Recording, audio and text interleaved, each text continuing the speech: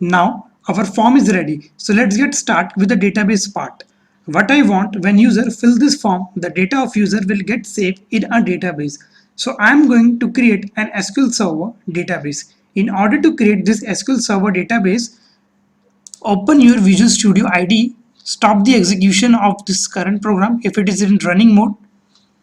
Select your website, that is login 1, right click on this, select add and add new item. From this wizard you can select an SQL Server database and click on add. Now it will ask us to place our database in an app underscore data folder, so you have to select a yes button. After that it will start creating our database instance. Now on the left hand side you can see a Server Explorer window in which our database has been listed. So what I am going to do, I am going to create a new database. In order to create a new database, select this data connection, right click on it and select a create new SQL Server database. Before this, I would like to tell you, if you are unable to create this SQL Server database or your Visual Studio will prompt any message that it is unable to create an SQL Server database, make sure that you have an SQL Server installed on your system. If you are not having an SQL Express or an SQL Server installed on your system, you can download it from this URL. Just copy this URL and browse it in a browser. Select and paste and go.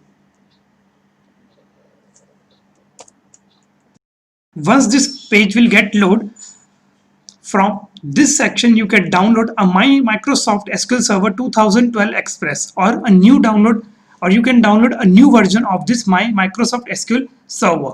Select your language and click on this download button. If you are using a 64-bit operating system machine, you can select this option. If you are using a 32-bit operating system machine, then you can select this x86. Once you have selected your desired operating system or a desired bit for your machine, click on this next button and your downloading will get started. Somewhat like this. Click on save, and after this file will get saved, just simply install it by clicking next or next. Just I'm cancelling it because I have already my SQL Server installed in my system. So here I have to specify my server name. Right now my server is hosted on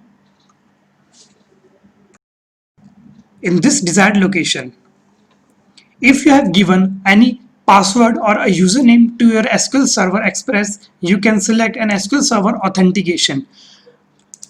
I'm going to select a use Windows authentication. Now in a new database name, you have to give a name to your database. Let's say I'm giving my database name as my database and click on OK. As soon as you click on OK, on the left hand side in Server Explorer, my database will get listed out. Now you can see on the Server Explorer, my database DBO has been created. Just expand it and select this table option. Right now my database doesn't have any table. So in order to create a table, select your table, right click on it and select this add new table option. Here you can specify the name of your columns. So let's say I'm going to create my first column will going to be name, and the data type for this column will be a varchar 50. Next column I want is email, varchar, its type it's varchar. Next field I want a gender, its type will gonna also a varchar. Then I have qualification, I'm going to select its data type as varchar. Then I have a username, varchar, and then last field I want is password, and I'm also giving its data type as varchar 50. So now my table has been created. In order to save this table, you have to click on the Save All button. As soon as you click on Save All button, it will ask for a table name. I'm giving this table name as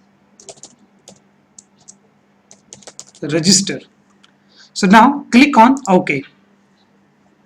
As soon as I click on OK, you can see in a table section, I have a table called as register. So right click on this table and select show table data.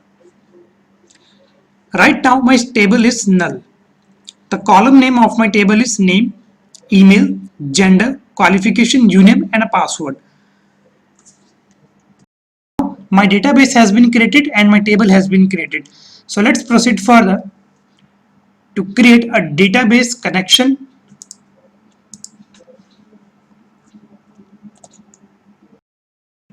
On the click of this register button, I want my database to get executed in order to save all the fields which the user will going to provide.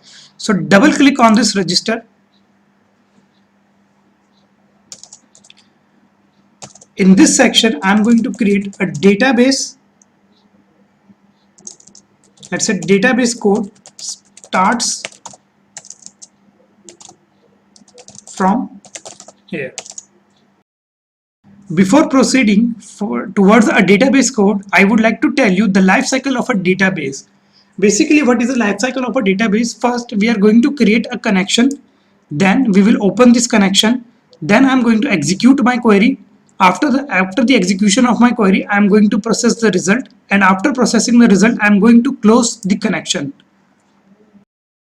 So let's get started. The very first step is to specify a connection. Before using SQL methods, we have to import a namespace called as using system.data.sql client. The first step is to create a connection. In order to create a connection, I have a method called as SQL connection. I'm going to make an instance of this connection is equal to new SQL connection. Within this parameter, you have to specify the location of your database, or you have to specify a connection string. Sorry, it is new. Here I'm going to pass the connection string of my database.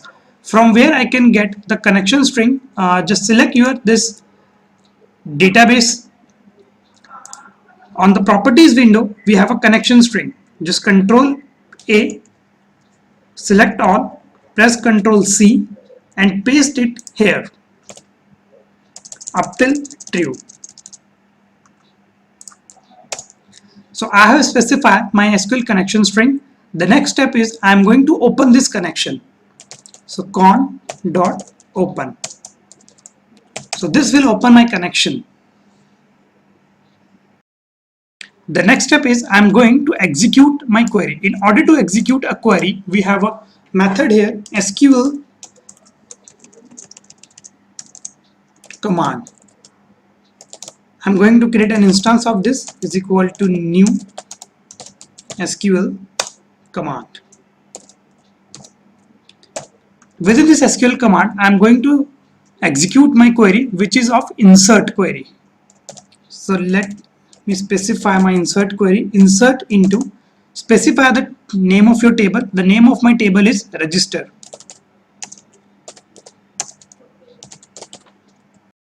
Now I have to specify the name of my columns. The name of my columns are name, email, gender, qual, uname and a password.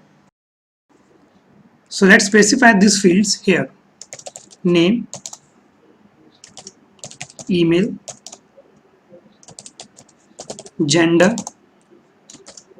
qualification, uname and password.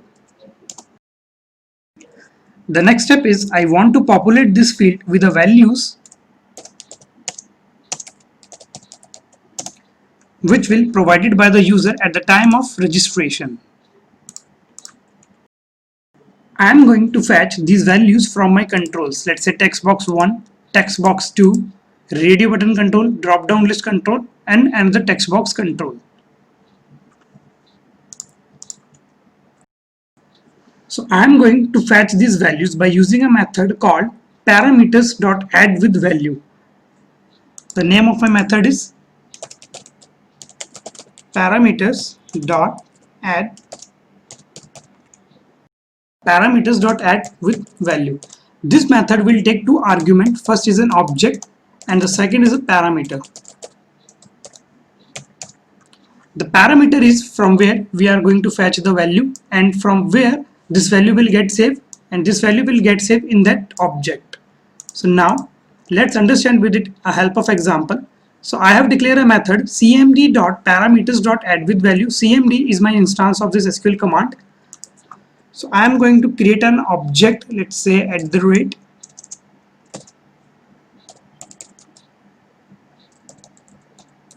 with double quotes at the rate fname, and which value I want to execute in this fname or which value I want to save in this value. It is text box 1 dot text value. So I'm just copying it because I want to do the same with my mail for this control. So let's say I'm creating my object as mail, and in this mail I want the value to be fetched of textbox2.text. Now in the next section I have a gender. For gender I have selected the radio button. If user selected this male option, only this male value will going to save in a database, or if a user select this female, then I want that female value will get saved in a database. So in order to do so, I'm here going to create a string, and the name of my variable is gender, and right now I am initializing it an empty so that it won't take any garbage value in it. So if my radio button 1 dot check means if user has selected the male option, then I want my variable gender to be get populated by the value of male. If user is going to select the radio button 2 dot checked, means if you have user selected the radio button 2, then I want my variable gender to be populated with a value of female. I have to specify if here, else if. I'm going to make use of else if.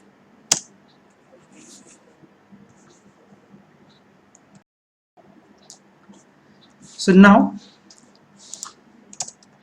I'm just copying it, making an object of gen, and in this gen I'm going to pass the value of my gender variable. In the next section I have a qualification. For the qualification I have used a drop down list. So here I'm going to create another variable, name as string, let's say edu education, and what this variable will hold, it will hold the value of drop down list 1 dot selected item dot value. Means whatever value the user will going to select from this drop down list, it will get saved into my variable edu. So here I can specify my object as edu. Let's say I'm making an object as a qual. In this object I want this value to be executed, edu. Next is easy. I am going to fetch a username and a password. So let's say I'm going to create it as a user. In that I want my text box 3 dot text value. Just let me confirm this. Yes, it is text box 3 and this is text box 4. And I'm going to make this variable as password, and I want this to be populated with the value of text box 4.txt. Now I can specify these objects in these values. So let me just pass @fname, @mail, @gen, @qual, then I have @user, then I have @pass. So let me just cross check fname 1 2 3 4 5 6 1 2 3 4 5 6. Yes, the values has been passed: fname, mail, gen, qual, user, and a pass.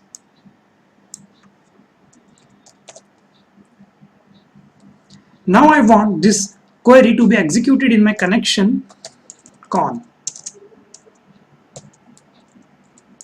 So this is the exact parameter to create a query.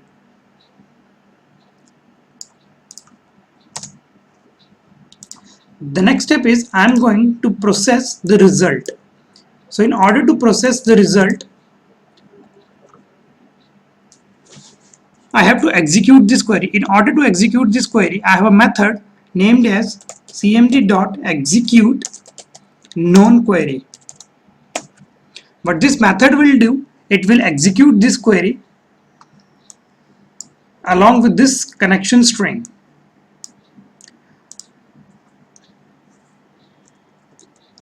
cmd.execute known query will going to give us a negative value or a positive value. So I am going to store the value of cmd.execute known query in a variable integer I.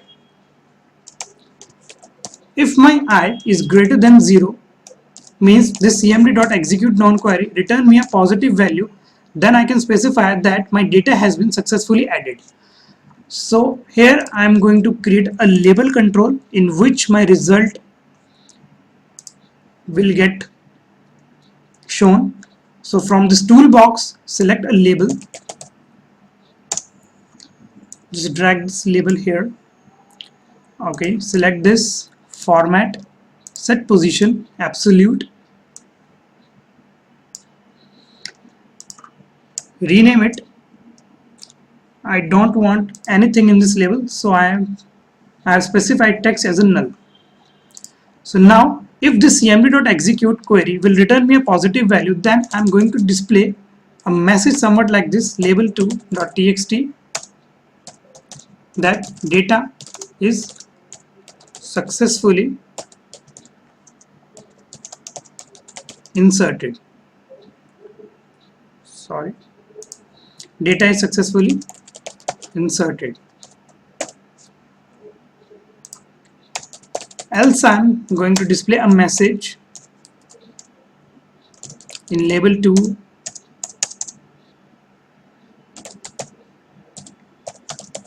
2.txt that unable to insert data. So now I have done processing with the result. Now I am going to close this connection.